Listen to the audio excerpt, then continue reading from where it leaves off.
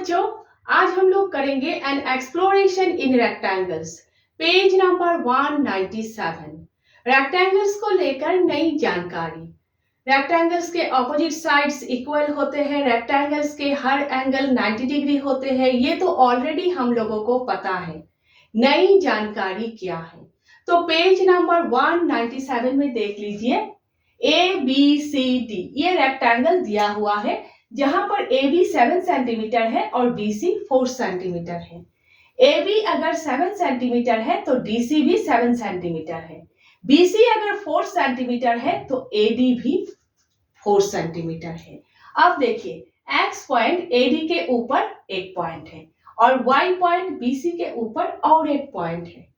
X point A D के ऊपर कहीं पर भी हो सकते हैं और वाई पॉइंट बीसी के ऊपर कहीं पर भी हो सकते हैं। दोनों पॉइंट्स को अगर आप लोग स्केल से ज्वाइन कर रहे हो तो एक्स वाई लाइन बन रहे हैं। दोनों पॉइंट्स के बीच डिस्टेंस आप लोग निकाल सकते हो एक्स वाई लाइन का लेंथ निकालकर। ठीक है, समझ गए?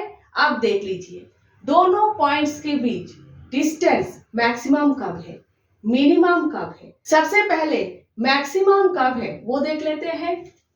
एक्स पॉइंट अगर ए पॉइंट पर है और वाई पॉइंट अगर सी पॉइंट पर है तो क्या होगा? अगर आप लोग ज्वाइन करोगे डायगोनल एसी बन जाएंगे और डायगोनल एसी रेक्टेंगल का मैक्सिमम लेंथ है। उसी तरह से डायगोनल बीडी रेक्टेंगल का मैक्सिमम लेंथ है।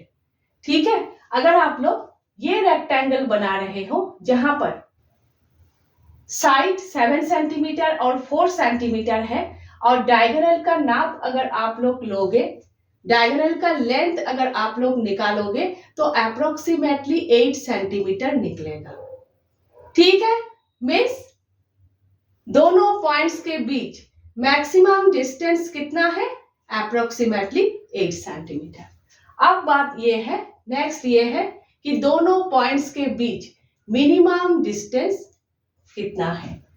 अब देखिए, एक्स पॉइंट अगर ए पॉइंट से और वाई पॉइंट अगर बी पॉइंट से इक्वल डिस्टेंस पर हो तो अगर आप लोग ज्वाइन करोगे तो एक्स वाई लाइन बनेंगे और X Y line A B line का पैरेलल लाइन होगा।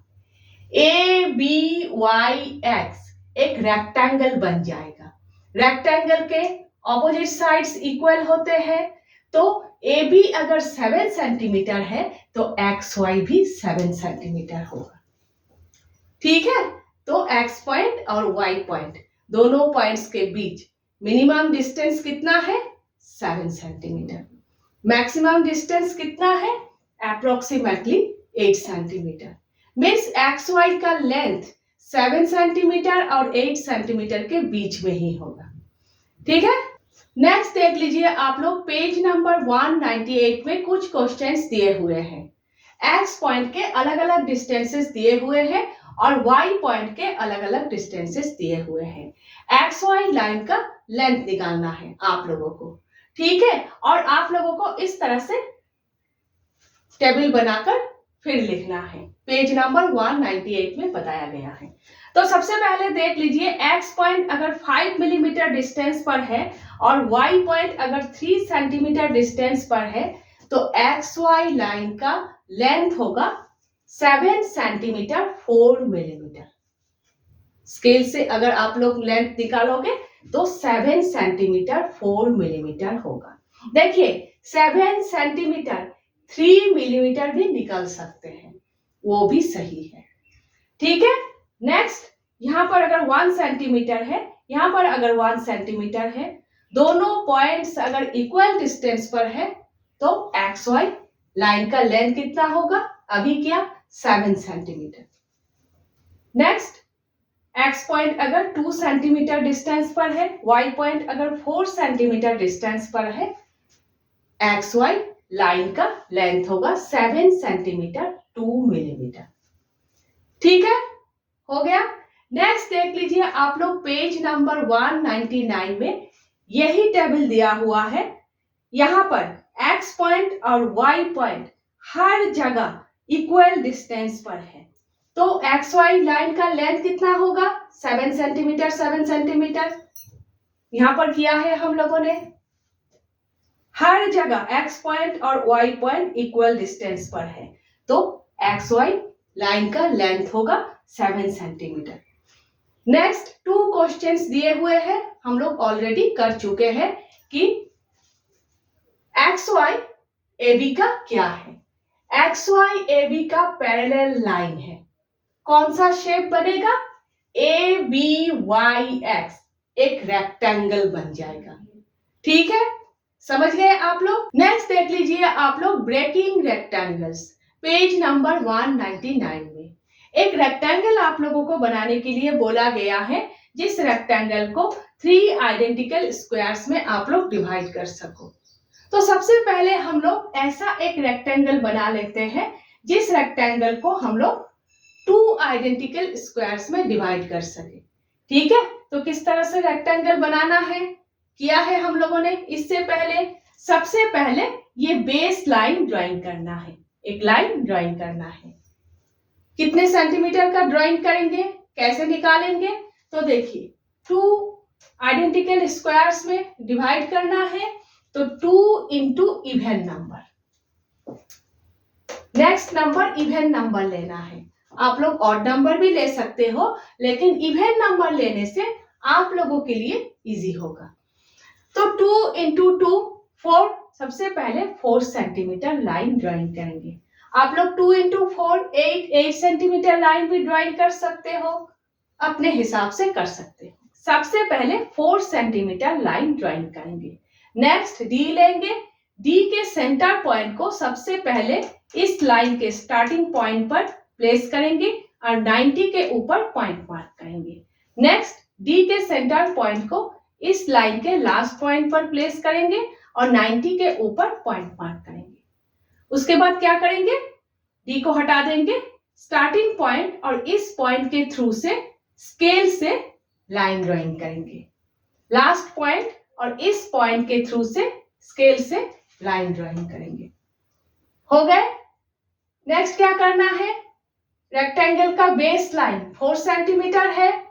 ये दोनों लाइन कितने सेंटीमीटर का होगा? 2 आइडेंटिकल स्क्वायर्स में डिवाइड करना है। तो इस लाइन को अगर 2 इक्वल पार्ट्स में डिवाइड करोगे तो कितने कितने होंगे? 2 सेंटीमीटर 2 सेंटीमीटर। तो ये दोनों लाइन भी 2 सेंटीमीटर 2 सेंटीमीटर होंगे। तो आप लोगों को क्या करना है? स्केल से स्टार्टिंग पॉइंट से 2 सेंटीमीटर डिस्टेंस पर पॉइंट मार्क करना है। नेक्स्ट आप लोगों को कंपास लेना है। कंपास के टिप को यहाँ पर प्लेस करना है और कंपास को उतना ही ओपन करना है पेंसिल इस पॉइंट के ऊपर रहे। उसके बाद कंपास के टिप को यहाँ पर प्लेस करना है और पेंसिल से यहाँ पर इस तरह से कर्व बनाना है कि कर्व इस लाइन को कट करे। उसके बाद कंपास के टिप को लास्ट पॉइंट के ऊपर प्लेस करना है और इस तरह से कर्व बनाना है कि इस लाइन को कट करे। ठीक है, उसके बाद दोनों कर्व्स ने जिस जिस पॉइंट पर कट किया है दोनों पॉइंट्स को स्केल से ज्वाइन करना है। बन गया रेक्टेंगल। 2 आइडेंटिकल स्क्वायर्स में डिवाइड करना है। कंपास उतना ही ओपन है 2 सेंटीमीटर। कंपास के टिप को यहाँ पर प्लेस करना है और पेंसिल से इस तरह से कर्व बनाना है कि कर्व इस लाइन को कट करे। उसके बाद कर्व ने इस लाइन को जिस पॉइंट पर कट किया है वो पॉइंट और इस पॉइंट को स्केल से ज्वाइन करना है। ये रेक्टेंगल 2 आइडेंटिकल स्क्वायर्स में डिवाइड हो जाएंगे। ठीक है, समझ गए आप लोग। नेक्स्ट जिस प्रोसेस को फॉलो करके यहाँ पर आप लोगों ने इस फिगर को बनाया है उसी प्रोसेस को फॉलो करके ये फिगर आप लोगों को बनाना है। ऐसा एक रेक्टेंगल आप लोगों को बनाना है कि 3 आइडेंटिकल स्क्वायर्स में डिवाइड कर सको।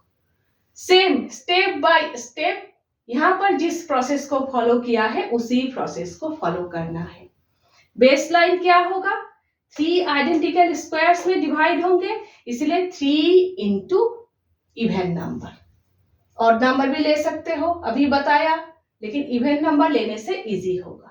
तो 3 इंटू 2 6 सेंटीमीटर, मैंने 6 सेंटीमीटर लिया है। उसके बाद यहां पर जो किया यहां पर वही करना है, ठीक है। कितने पार्ट्स में डिवाइड करना है, 3 स्क्वायर्स बनेंगे, तो 6 सेंटीमीटर है, 3 इक्वल पार्ट्स में डिवाइड करोगे तो 2 सेंटीमीटर 2 सेंटीमीटर 2 सेंटीमीटर बनेंगे। तो स्टार्टिंग पॉइंट से 2 सेंटीमीटर डिस्टेंस पर पॉइंट मार्क करना है, कंपास से नाप लेना है, दोनों पॉइंट्स पर यहां पर कर्व बनाना है, यहां पर कर्व बनाना है, ठीक है। उसके बाद यहां पर पॉइंट्स को, कंपास के टिप को यहां पर प्लेस करके यहां पर कर्व बनाना है, उसके बाद यहां पर टिप को प्लेस करके यहां पर कर्व बनाना है। आप लोग यहां पर भी कर्व बना सकते हो, लेकिन ऑलरेडी यहां पर हम लोगों ने पॉइंट मार्क किया है, लेकिन कंपास के टिप को यहां पर प्लेस करके यहां पर भी कर्व बना सकते हो। उसके बाद टिप को यहां प्लेस करके यहां पर भी कर्व बनाना है। उसके बाद सभी पॉइंट्स को स्केल से ज्वाइन करना है, ठीक है। एक बार आप लोग ये फिगर बना लिया तो ये भी आप लोग आराम से बना लोगे, ठीक है। समझ गए आप लोग? अच्छे से आप लोगों को समझना है, उसके बाद अच्छे से आप लोगों को करना है, हर चीज आप लोगों को याद रखना है, ठीक है।